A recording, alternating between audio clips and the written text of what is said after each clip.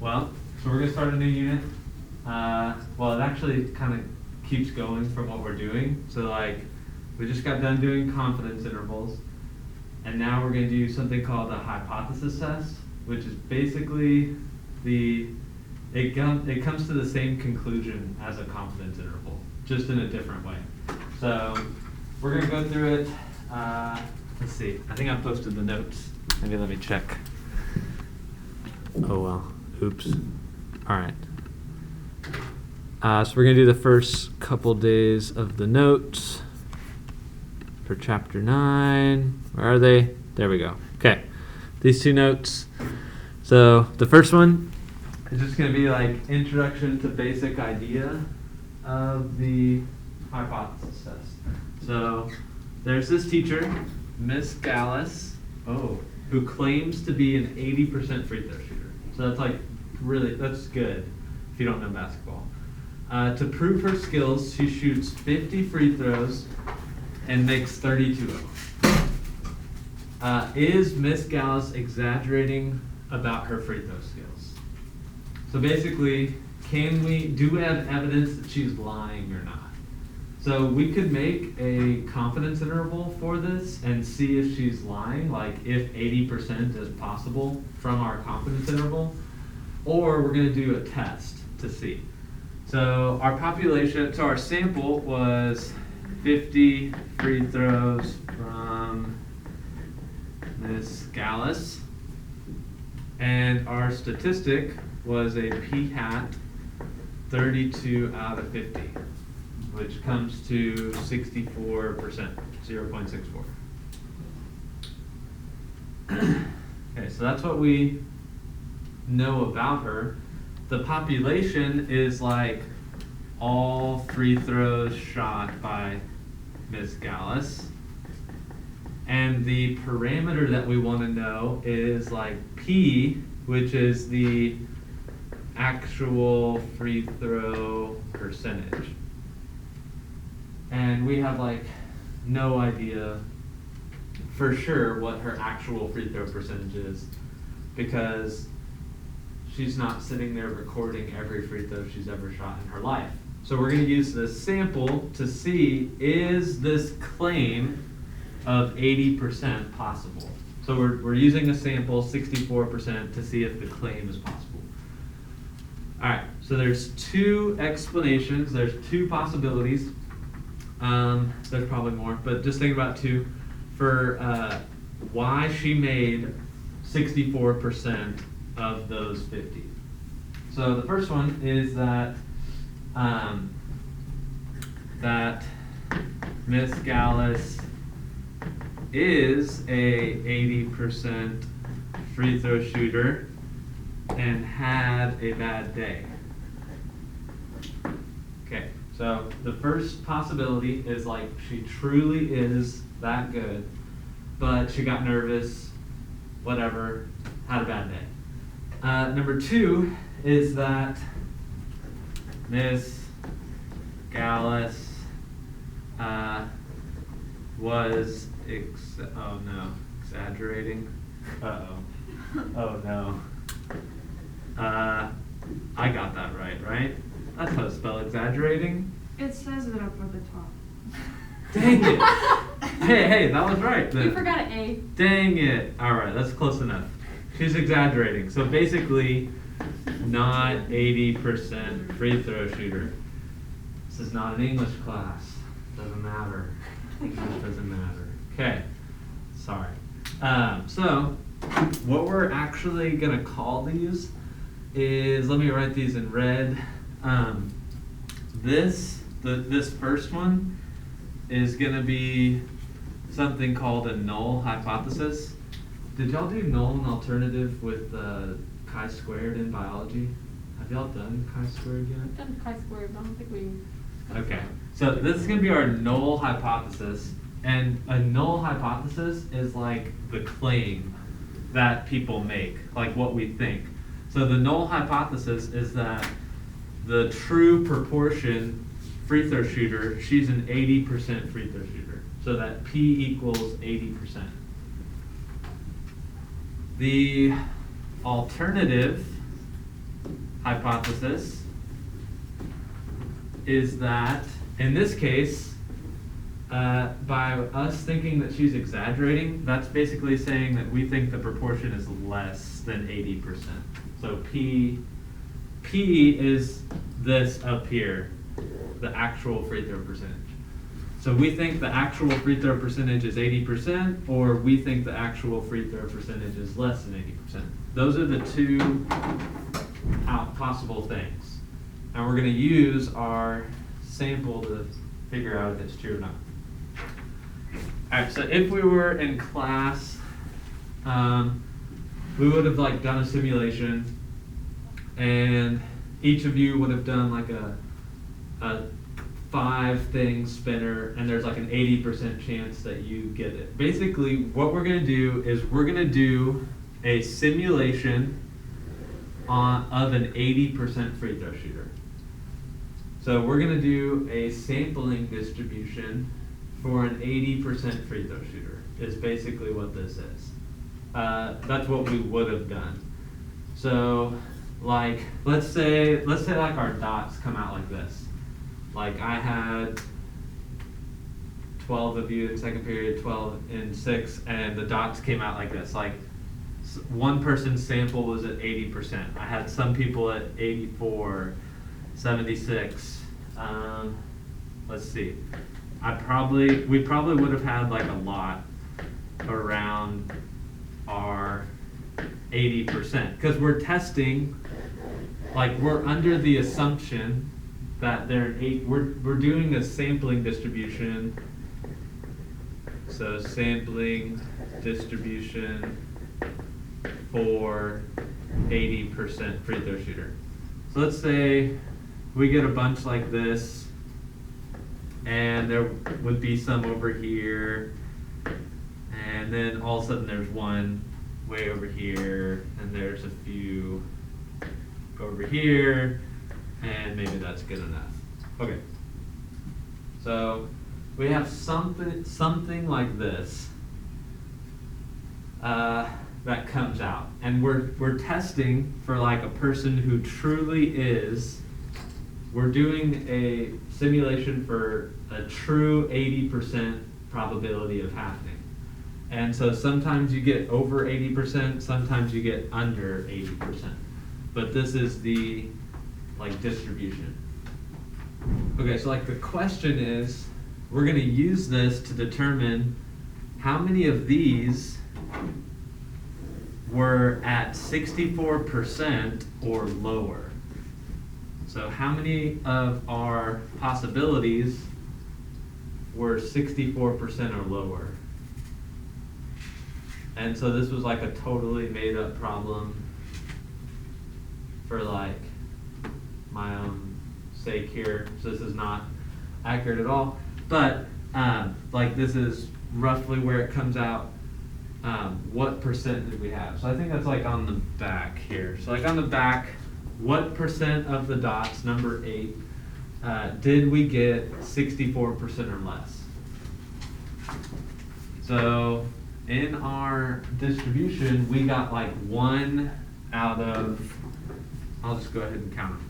1, 2, 4, 5, 6, 7, 8, 9, 10, 11, 12, 13, 14, 15, 16, 17, 18, 19, 20, 21, 22, 23, 24, 25, 26, 27, 28. I put 28 random dots. So 1 out of 28 of those was all the way down at Mrs. Gallus's sample of 64%. So like that was how likely her outcome, if she truly is an 80% free throw shooter, 1 of ours popped up over there. Okay, so interpret what this means. So what did I say on my key? I need to figure out what 1 over 28 is.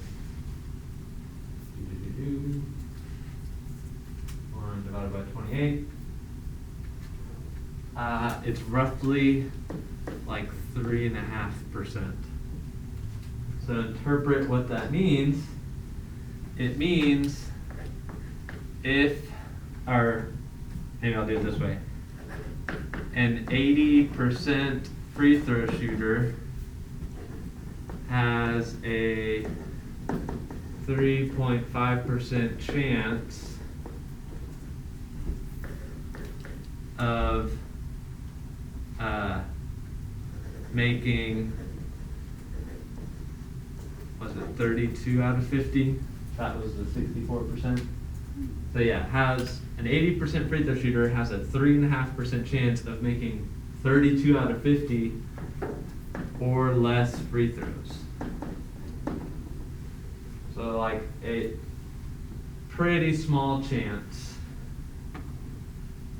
based on my rigged simulation here, because we obviously didn't do a real simulation because we're not in class.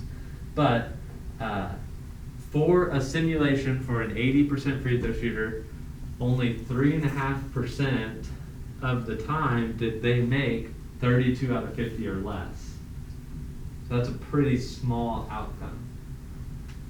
So number 9, and then we're actually going to do an actual like math calculation of this on the next notes if you're worried about me zooming by this. So on number 9, based on your question to 8, does the observed 64% sample proportion give us convincing evidence that Miss Gallus is exaggerating? Or is it possible that an 80% free throw shooter could be that bad? So in this case, we had like a 3.5% chance is what I calculated. Like it was 1 out of 28, whatever the random number was. So what is our cutoff point? This is called a significance level. So significance level, and alpha, and it's written by the Greek letter alpha. Looks like a little fish. And we typically do, they set it, so like a typical confidence interval is 95%. So a typical significance level is what percent outside of that is 5%. So a typical alpha level that we use is 5%. Sometimes they'll note to do like an alpha level of 1%. Which basically, so this is the same thing as a 95% confidence interval, and this is the same as a 99% confidence interval. It would literally give you the same conclusion, just in a different way. So, do we have evidence that she's lying or not? So are we past this level of significance of 5%? Yeah, like 3.5 is less than 5% chance.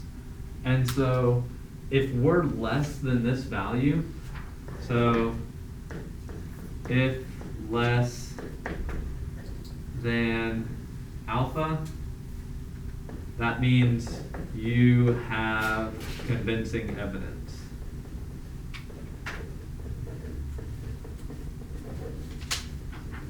Okay, so in this case, 3.5 is less than our alpha of 5%.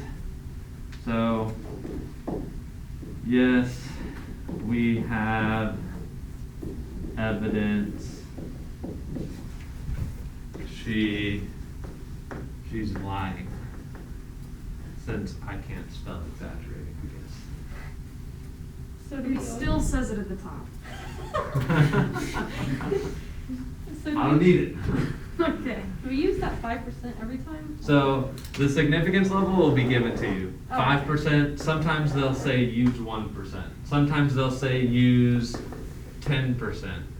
But for the most part, we'll do confidence intervals are typically 95 and alpha levels are typically 5. That's like a typical amount. So, but it'll say, and if it doesn't say, then use 5%. Okay, so let's do the same problem, but actually with like some math to back it up.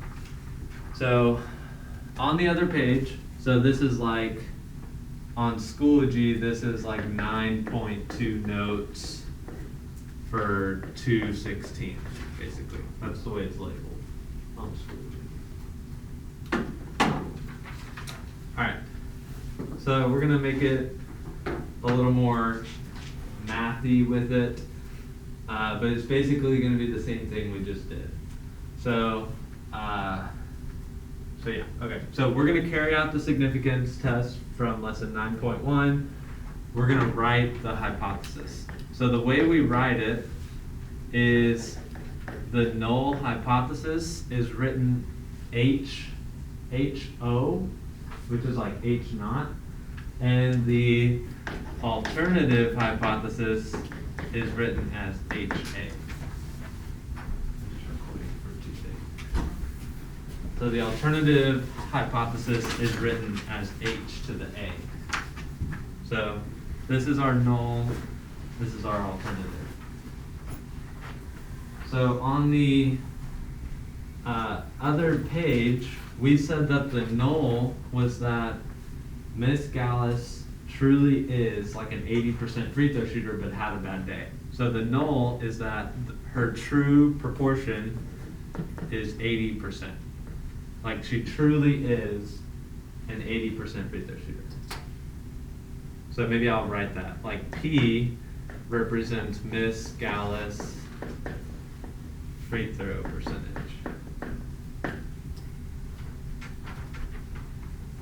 So our null is that she is an 80% free throw shooter. Our alternative is we think she's lying, that she's less than. So our alternative is that the P is less than 80%. Her Miss Gallus free throw percentage is less than 80%, just written in letters. Okay. All right, so that's like our null and alternative. So we need to like define these. The null, so the way we do this, the null is typically like the claim, or like what you think it is. And the alternative is like what we're like testing, basically. So it's kind of like, yeah, what you test. So we're testing, we think, so maybe I shouldn't say think up here. So like the null is typically the claim, and then what you're like might test for, we think it's actually less than. Alright. So on number 2, your paper has like justify normal distributions. Are there any other conditions? So number 2A and B is just basically like, let's write the conditions out. So there's 3 conditions, which we do need to make sure to write out on the, I realized I didn't put it on the test and like tell y'all, but like next time I'll make sure like you have to write your conditions or I'll count off next time. So just so that we get good at like knowing the conditions, even though every single free response problem, they will be true. So, but for multiple choice purposes, it's important. All right, so like the first one is, did we do a random sample? And so this is like talking about Mrs. Gallus shot 50 free throws. So we're just gonna go ahead and assume that there wasn't any sort of weirdness happening on those 50. The other one is the sample less than 10% of all Miss Gallus free throws? So a sample of 50 is less than 10% of all. In this case, we don't know who Miss Gallus is, but if she claims that she's an 80% free throw shooter and is boasting about it to students, she must have shot more, like 500 is not that many when like basketball shots. So what we're gonna have to do is we're gonna have to just say, assume yes. Probably true. And then the last one is sample size times proportion. Sample size times 1 minus. So in this case, it is going to be n times p, and p is the null hypothesis. So it's going to be 80% times 20%. So the p is going to be what we're assuming, what she's claiming, because we're testing the claim. So I think that comes out to a perfect 10 and 40. So that is greater than or equal to 10. Check.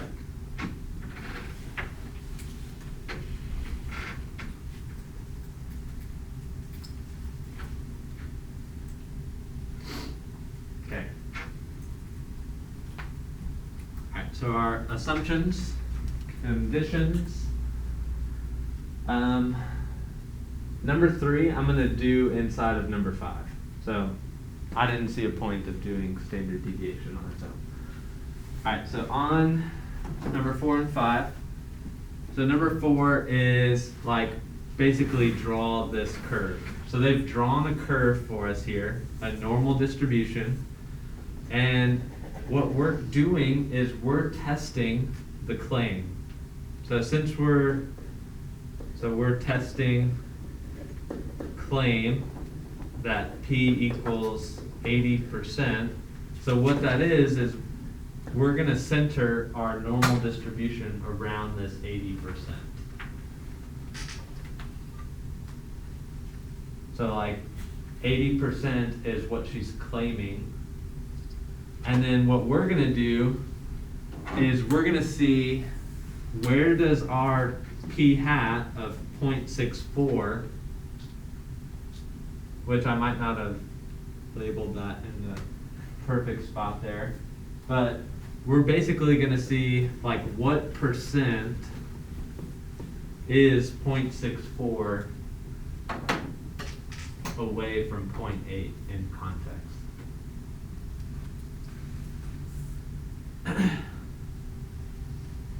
All right, so hopefully when you see a picture like this, and it's a normal distribution with a mean and a value, that you think of doing a z-score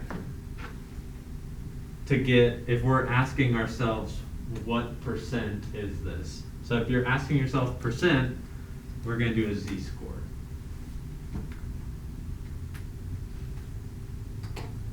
So the z-score is value minus mean divided by, it's supposed to be divided by standard deviation. And so let me go ahead and do standard deviation over here. So standard deviation, again, we're testing the claim of 80%. So this is where we're a little different than confidence intervals. So I just got through doing confidence intervals with y'all, and I told you to use p hat all the time for your standard error. But for a hypothesis test, we're testing this claim. So we're actually going to do standard deviation with the p. So like you're going to do standard deviation using 80% times 20% over sample size 50. So like not using standard error. Not on hypothesis test. That is for confidence intervals. So a little change there. Alright, so when you do that, square root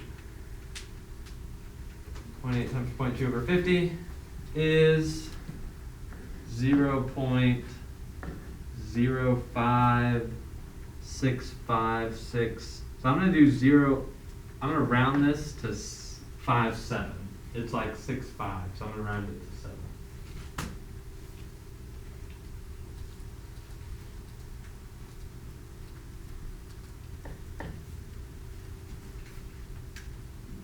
Alright, so then the z-score, 0.64 minus 0.8 over 0.057, enter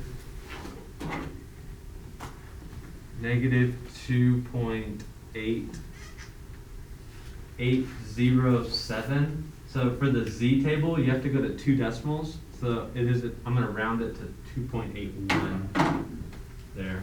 That's like our z value.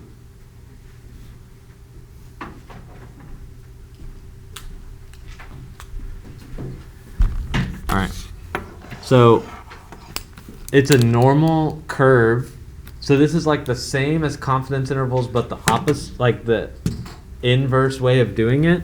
So I'm going to look up on the normal table what percent is less than this. So I'm going to go to my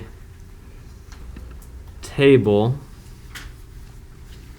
So I'm going to go to my formula sheet. And I'm going to look up, what was it? Negative 2.81. So negative 2.81 is right there. That's the percent that's less than that value. So the percent less than that value, 0.0025. So on the table, 0.0025.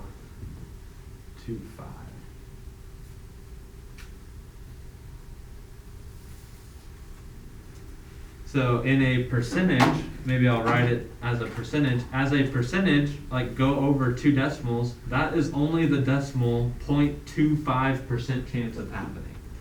That is super small. Like, so if she truly is an 80% free throw shooter, there is a 0.25% chance that out of 50 free throws, that she only makes 64% out of those 50. That small of a chance. So, what conclusion can we make? That thing annoys me right there. So, what conclusion can we make? Basically, what we could say is 0.0025 is less than, we're going to use our alpha of 5%. So I'm just going to put it as a decimal. So 0.0025 is less than 0.05 by a lot. And so what that means is we have convincing evidence. So we have convincing, oops, that's not convincing, evidence that she is, and I'm going to spell it G-G-R-A. Oh no, I gotta look up. Dang it. No, I don't think that's right. Exaggerating? Maybe that's Put it right. in. Huh? Put it in. Exaggerating. You put There's an an- extra T. Yeah, or that second T, just put it in. That's usually an M. Okay. Lying. That she's lying. Okay. I also didn't spell convincing right, so convincing. Okay. Convincing. Yeah, convincing. Nowhere near right. All right, so we have convincing evidence that she's lying. All right. Sweet. So we came to the conclusion, but we used a little bit more math, like a way more mathy way of doing it. Like, there was such a small percent chance, super small chance. And so we're going to use that to kind of see our cutoffs and stuff. Okay. So I'm going to do one more, or maybe I'll do that. Go out of the notes. Okay. Yeah, I'm I'm gonna use this other terminology next lesson. I thought I was missing out on something, but I'm good.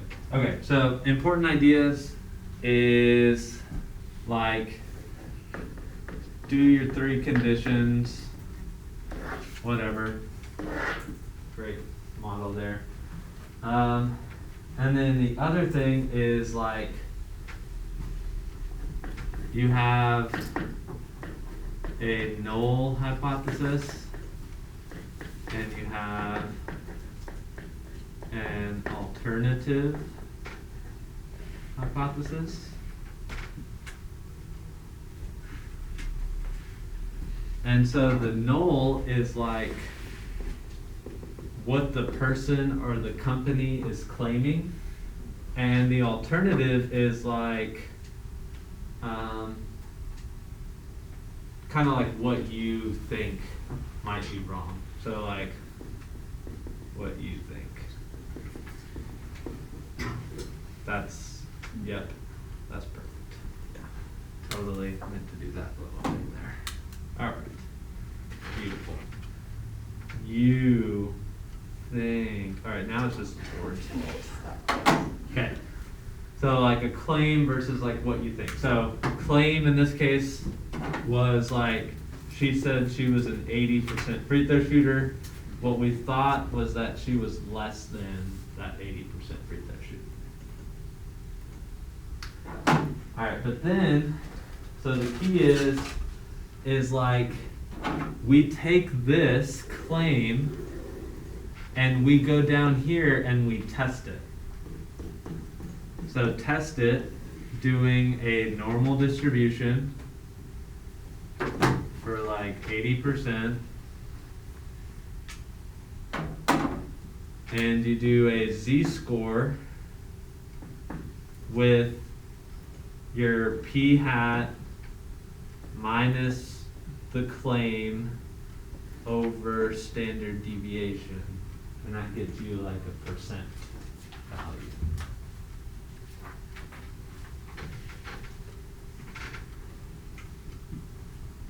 And then I talked about it like, so when is it significant evidence? Significant. That is determined by an alpha level. So alpha equals blank,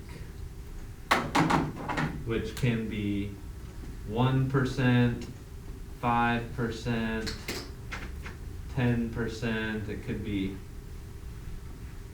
anything. All right, this is the board's fault again. 5%.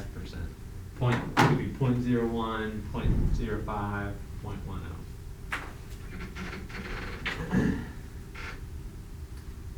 All right, perfect timing. I'm gonna be able to do problem, and then we'll be good. You have to go next. All right, Sharon, great. Sharon.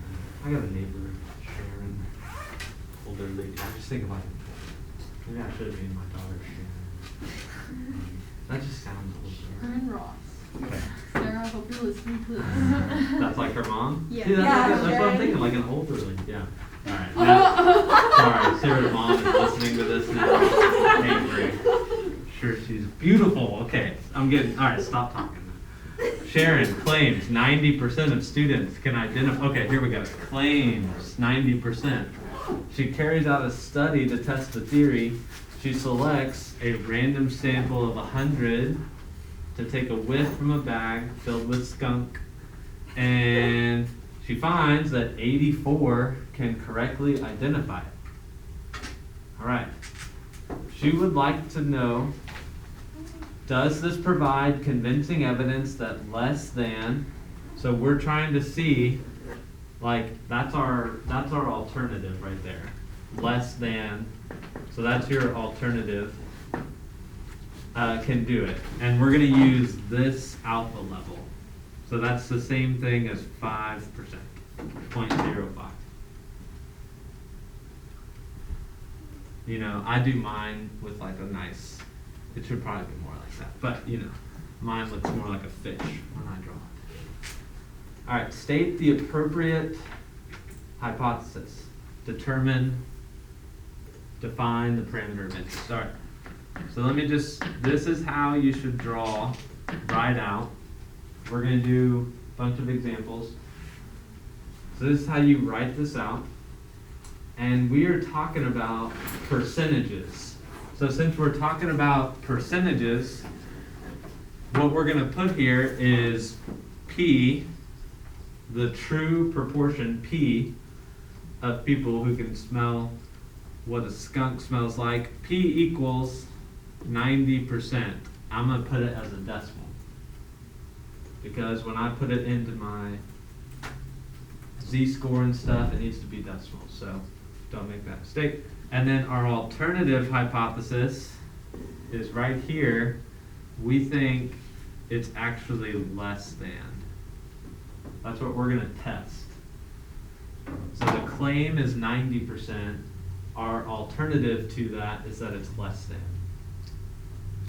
And one thing you need to do is you need to tell me, what does P mean in this instance? So P means the actual percent of students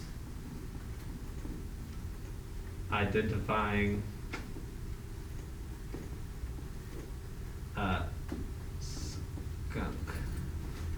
Okay. All right. How do you not identify it? I don't know. Like, Okay. Explain why this sample result gives some evidence to the alternative.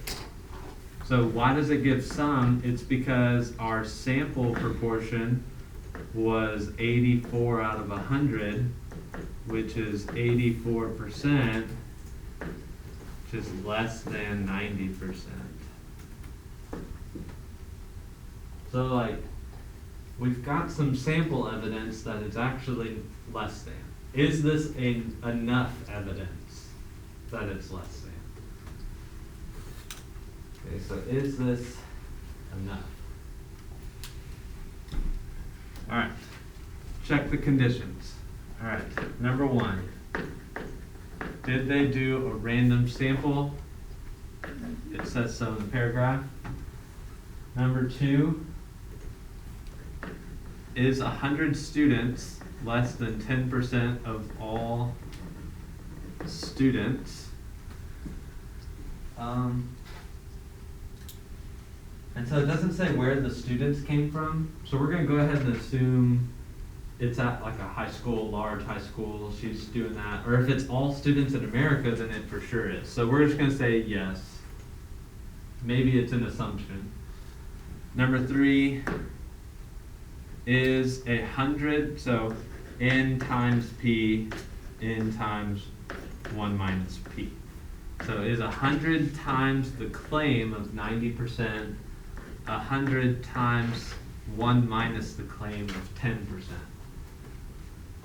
So this is p, not p hat for a hypothesis test. So on hypothesis test, we're no longer using really p hats as our thing. It's p, our claim. So that conveniently comes out to 10. So we're good. Okay. So it's normal. So I have good data, independent data, and normal data, like normal distribution. All right. So I know I can draw myself, that was pretty good. I can draw myself this picture, and we're testing 90%, and how far out, how abnormal is getting 84%. So we're asking ourselves what percent is less than 84%.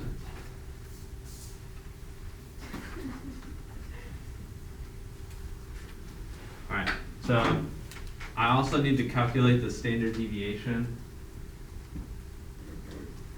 So formula says P 1 minus P over N.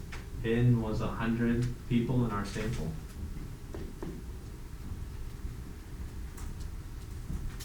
Which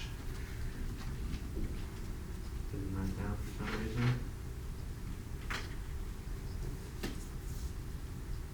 Square root 0.1 over 100. 0.03. Okay, so I'm going to do a z-score for that value. So 84%, 8.84 minus 0.9 over standard deviation 0.03.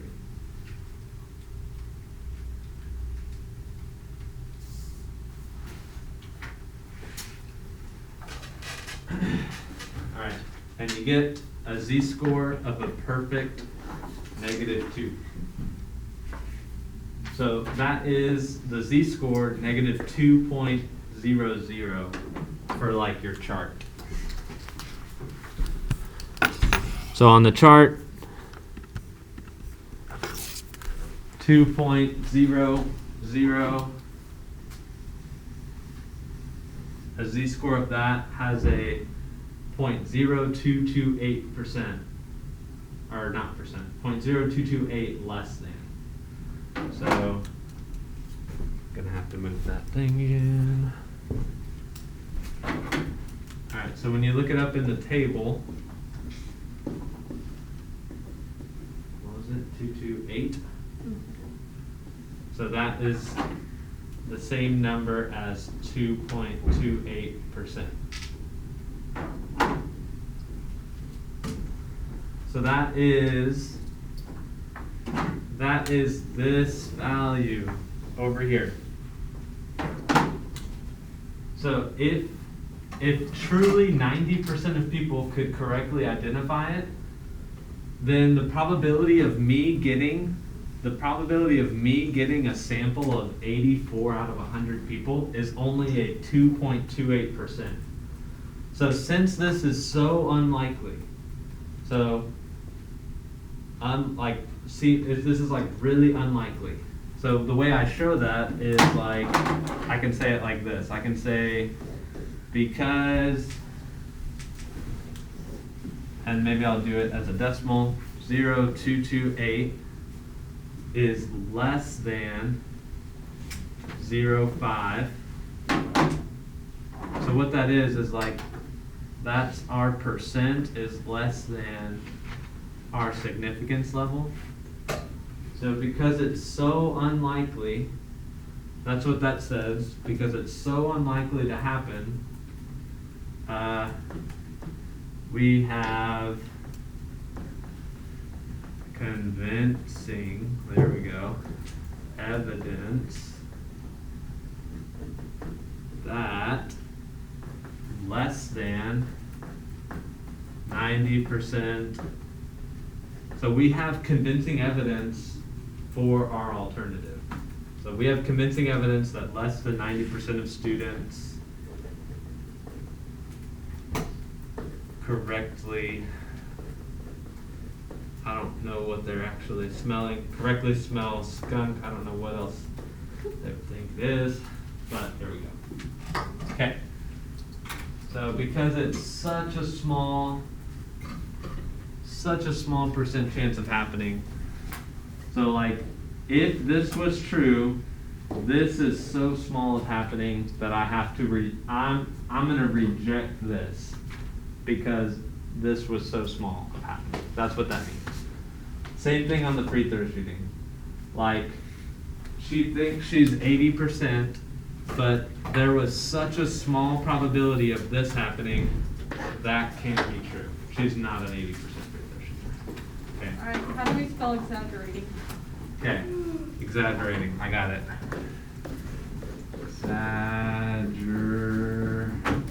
How is this not right? Right?